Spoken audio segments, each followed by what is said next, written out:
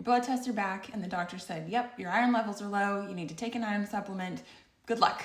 And they send you off to go find whatever iron supplement. So if you're like me, hop on Amazon or go to the store and kind of peruse the options and then get overwhelmed with all the different choices and does it matter which different kind and which one to take. So I wanted to walk through a little bit of that today about the different kind of iron supplements that are sort of the normal standard that you might find and what makes iron repair so significantly different, because it matters what's in it. And it also matters, in my mind, just as much what is not in your supplements, because there's all sorts of things in supplements that don't need to be there. So let's start. Here we go. We're going to start with one that I see recommended all the time in groups by people that have just been told, like, go take iron. And this one is, in my opinion, definitely guilty of greenwashing the ingredients to make it sound like it's amazing and natural, and not so much. So they use a synthetic form of iron, and then they're also including B12 as cyanocobalamin and folic acid. Those two forms of those B vitamins are actually really tough on our systems because we have a hard time processing. I think 60% of the population has a gene variation that prevents you from doing the process required to methylate these two forms of vitamins, and so they can build up to unhealthy levels in your system. So I would never choose cyanocobalamin or folic acid.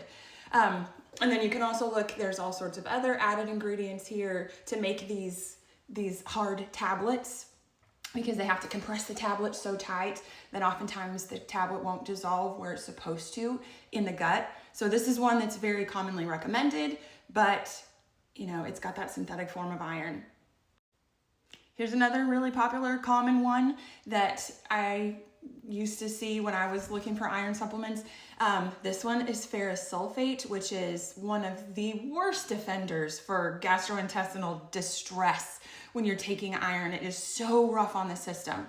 And then you can see they add all sorts of other added, polyethylene glycol, all these different things to create this tablet so that they can get the main iron ingredient into your body. Again, a synthetic compounded iron. Here we go. Here's another one, iron elemental. Oh, what is that? What does that mean? So we look, ferrous sulfate again. It's one of the most commonly recommended ones if your doctor doesn't actually give you a prescription and they just send you off to the store. I know my doctor recommended this brand to me. Oh, just take this one.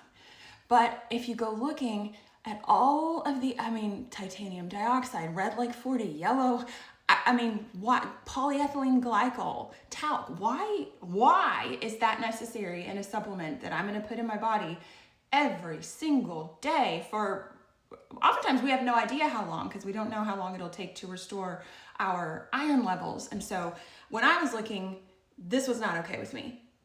Here's another one that I actually took back in the day. Again, ferrous sulfate. But look at the laundry list of other ingredients that are in these tablets that are just considered business as usual in the supplement industry because it helps them make the tablets cheaply and quickly. But you're getting 45 milligrams of ferrous sulfate, again, a synthetic iron with all of these added ingredients. And so when I finally got realizing how ineffective for me that the synthetic supplements were, and trying to figure out, there has to be a better option. There has to be a better iron, and there has to be a way to make these supplements, make a supplement that doesn't have all this junk in there.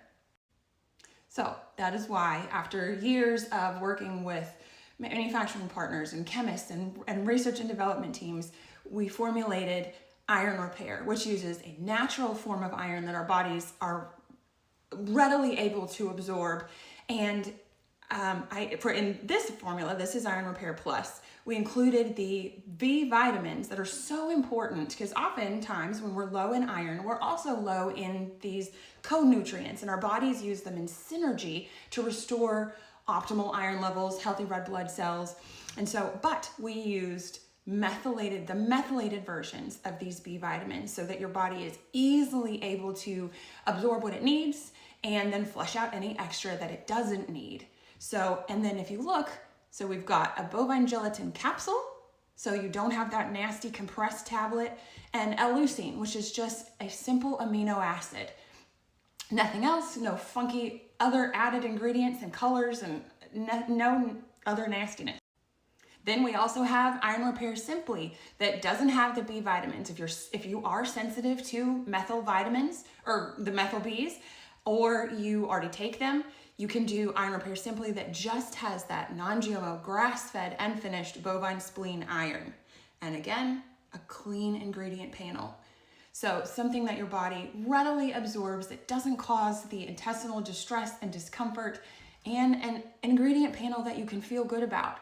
It is possible, it just wasn't popular for supplement brands to do it because it takes sticking to your guns and making a supplement the way it should be made, not the way that is most profitable for the big companies. So anyway, I hope this helps really break down the different kinds of irons and some of the stuff that's in the iron supplements that you may be taking. And in my opinion, it is just as important what's not in something as it is what's in it.